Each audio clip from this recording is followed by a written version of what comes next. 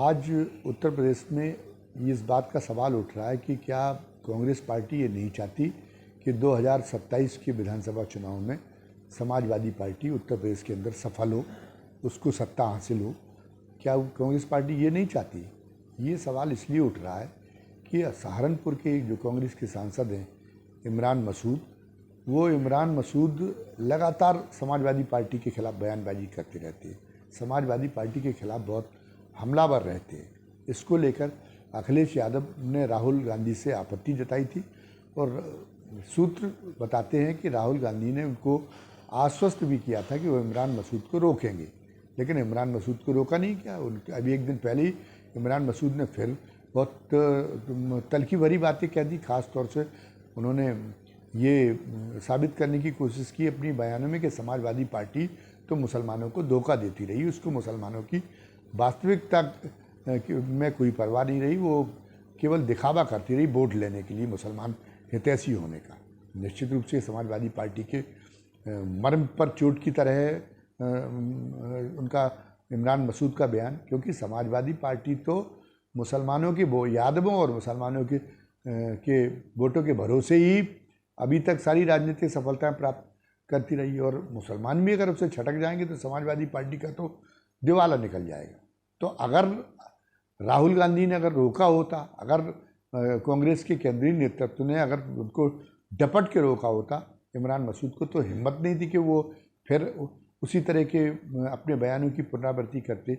लेकिन अगर वो अभी भी सपा पर हमला जारी रखे हुए हैं तो इसका मतलब ये है कि केंद्रीय नेतृत्व की भी इसमें सह है, केंद्रीय नेतृत्व की भी, भारत का कांग्रेस के केंद्रीय नेतृत्व की भी उनको उनके बयानों को स्वीकृति प्राप्त है इमरान मसूद को। इसकी वजह क्या हो सकती है? वजह ये हो सकती है कि पश्चिम बंगाल के विधानसभा चुनाव के बाद में देश का राजनीतिक परिदृश्य बहुत ज़्यादा बदल चुका है। भारतीय जनता पार्टी के विरोध में एक अच्छी खासी में अच्छा खासा प्रतिशत है जो भारतीय जनता पार्टी के विरोध में है।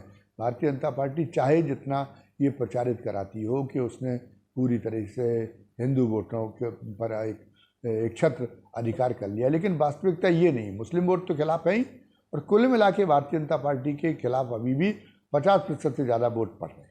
लेकिन फिर भी भारतीय जनता पार्टी सत्ता प्राप्त करने में क्यों सफल हो रही? उसकी वजह ये है कि क्षेत्रीय दलों के द्वारा जो वोटों का बंटवारा कर लिया जाता है या वोटों का जो बंटवारा होता है, उस बंटवारे की वजह से ये भारतीय जनता पार्टी को सफलता मिल जाती। किसी एक पार्टी को एक मुश्त उतने वोट नहीं मिल पाते जिससे वो उसको पराजित कर सके। पश्चिम बंगाल में तृणमूल कांग्रेस का जब सफाया हो गया तो जो भारतीय जनता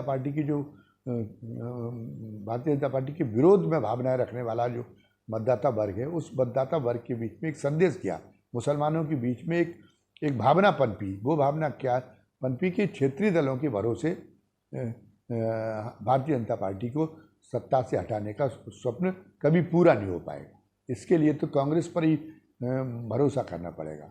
और क्षेत्रीय दल अपने जब राज्य विधानसभा का चुनाव होता है तब तो हठधर्मिता दिखाते ही, जब वो लोकसभा का चुनाव होता तब भी वो हठधर्मिता दिखाते। इसलिए बिगड़ती बात, इतनी बड़ी संख्या में भारतीय जनता पार्टी के विरोध में मतदाता होते हुए भी भारतीय जनता पार्टी इसलिए सत्ता से अलग नहीं हो पा रही। तो ये एक तो बात ये है। तो वो इसके पहले दूसरी बात एक देखने में ये आई कि जैसे बिहार का उदाहरण है, बिहार में तेजस्वी यादव को क्या है, यहाँ अखिलेश यादव का भी, इनके लिए व्यक्तिगत सत्ता महत्वपूर्ण है। भारतीय जनता पार्टी को हटाना, भारतीय जनता पार्टी सत्ता से हट जाए, ये इसको इनके लिए उतना महत्वपूर्ण नहीं है। इनके लिए ये है कि हमारी व्यक्तिगत सत्ता, हमारा व्यक्तिगत वर्चस्व मजबूत होना चाहिए। उनको ईर्ष्या होने लगती है जब जो कन्हैया कुमार से, तेजस्वी से, और वो कन्हैया कुमार को वो चाहते थे कि कन्हैया कुमार मुझसे ज़्यादा अच्छे बड़े वक्ता हैं तो कन्हैया कुमार का पत्ता साफ हो जाए, भले ही हमें कुछ सफलता मिले या ना मिले। और इनको दबाया भी जा सकता है क्षेत्रीय दलों को। तो वो एक बार सोचते कि जैसे अरविंद केजरीवाल का सफाया हो गया तो दिल्ली में हमारे लिए मैदान साफ हो गया, तृणमूल कांग्रेस का पश्चिम बंगाल में सफाया हो गया तो ममता बनर्जी अब इस तरह की संभावनाएं टटोलने लगी हैं। उनका जो वर्कर है, उनके जो नेता हैं, वो ये संभावनाएं टटोलने लगे हैं कि अगर अब अस्तित्व बचाना है तो कांग्रेस में ही तृणमूल कांग्रेस का विलय हो जाए तो ज़्यादा अच्छा रहेगा। इसी तरह से शरद पवार की जो दुर्गति कर रखी भारतीय जनता पार्टी ने उनके सांसदों की तोड़ने की, उद्धव ठाकरे की जो दुर्गति कर रखी, तो अब उद्धव ठाकरे और शरद पवार भी इस विकल्प पे विचार करने लगे। उनके उद्धव ठाकरे के जो बहुत तेजतर्रार सांसद हैं संजय राउत, वो तो कांग्रेस की खुलेआम वकालत करने ही लगे, तो वो भी इस विकल्प की ओर देखना उन्होंने शुरू कर दिया कि हम क्यों ना कांग्रेस में ही विलय कर जाएं। और अगर जो देश का सबसे बड़ा सूबा है उत्तर प्रदेश, अगर उत्तर प्रदेश में अगर नहीं आ पाती समाजवादी पार्टी, अगर सत्ता में उसकी वापसी नहीं हो पाती 2027 में, तो समाजवादी पार्टी का और साथ साथ में बहुजन समाज पार्टी का खेल उत्तर प्रदेश से ख़त्म हो जाएगा। तो सीधे मुकाबले में कांग्रेस आ जाएगी। तो भारतीय जनता पार्टी के सारे जो विरोधी वोट हैं वो कांग्रेस को एक मुश्त मिलेंगे। अगर ये न भी हो तो उस बात का वो ख्याल रखेगी कांग्रेस पार्टी कि इमरान मसूद किस तरह से बयानों से जो कि एक तरह से मुसलमानों के अंदर संदेह उत्पन्न करने वाले बयान हैं। इमरान मसूद ने कह दिया कि मुसलमान तो 22% हैं और पता चला कि यादव जो है केवल 7 या 9% उन्होंने बताया कि केवल इतने हैं, और इतनी कम संख्या में यादवों की बदौलत आप मुख्यमंत्री बनते। तो अगर आपको बड़ा मुसलमानों से प्रेम है तो आप जो है मुस्लिम मुख्यमंत्री क्यों घोषित नहीं कर देते। और उन्होंने जो मुस्लिम नेताओं के खिलाफ, आजम खां के खिलाफ जो कार्रवाई हुई शासन में, मुख्तार अंसारी के खिलाफ जो कार्रवाई हुई और शफीकुर रहमान बर्क के खिलाफ जो कार्रवाई हुई, उस कार्रवाई का उतनी उग्रता के साथ में समाजवादी पार्टी ने विरोध नहीं किया। तो समाजवादी पार्टी की नीयत पे इस बात के पर भी उन्होंने उंगली उठाना शुरू की, और ये बड़ी उनकी कमज़ोर नस है समाजवादी पार्टी की, क्योंकि बात तो सही है। मुसलमानों, अगर इमरान मसूद न भी कहें तो भी मुसलमानों के एक वर्ग में ये मतलब ये चर्चा शुरू हो गई कि आखिर इनके खिलाफ, अखिलेश यादव के खिलाफ भारतीय जनता पार्टी जांच भी नहीं कराती, मुलायम सिंह जी को, दिवंगत मुलायम सिंह जी को पद्म सम्मान भी दे देती है। और पता चला कि इनके खिलाफ अगर उनके पार्टी के निशिकांत दुबे बयानबाजी कर देते हैं तो भारतीय जनता पार्टी का हाईकमान मजबूर करता है कि वो, पता चला कि उनको कि निशिकांत दुबे माफ़ी मांगे, तो इसका मतलब हम भुलावे में है।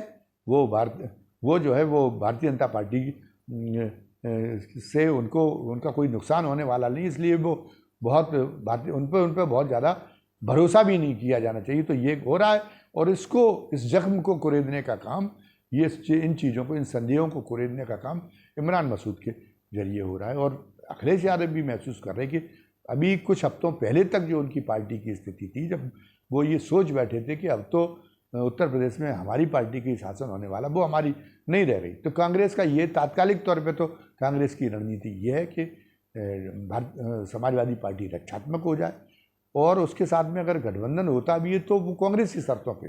कांग्रेस 150 के करीब सीट मांग रही, 150 नहीं दे रहे तो आप 125 सीटें दें, लेकिन आप 80 पे कांग्रेस सरेंडर नहीं करेगी। कांग्रेस ये मान के चल रही, और यदि बसपा को भी तैयार कर लेती है तो समाजवादी पार्टी, अखिलेश यादव सोच के कि नहीं, अगर बसपा को हम साथ में लेते तो हो सकता है कि हमको मायावती को मुख्यमंत्री बनाना पड़ जाए, तो हम जो है तो हम बसपा का साथ नहीं लेंगे, भले ही मायावती का खुले तौर पर दलित वोटों को साधने की दृष्टिकोण से, क्योंकि लोकसभा चुनाव में दलित वोटों का समाजवादी पार्टी को समर्थन मिल गया था।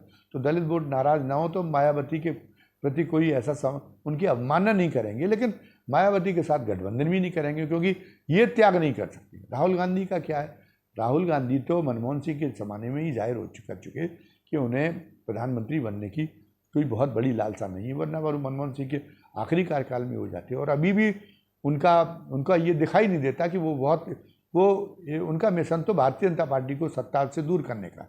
और कल को अगर भारतीय जनता पार्टी सत्ता से दूर अगर हो जाए और कांग्रेस की सरकार बनने की नौबत हो जाए, तो बहुत बड़े जो निष्पक्ष विश्लेषक है वो ये मानते कि कोई ज़रूरी नहीं कि राहुल गांधी प्रधानमंत्री की कुर्सी संभालने के लिए तैयार होते। तो हो सकता है कि वो अपने किसी दूसरे नेता को उस मौके पर आगे कर दें।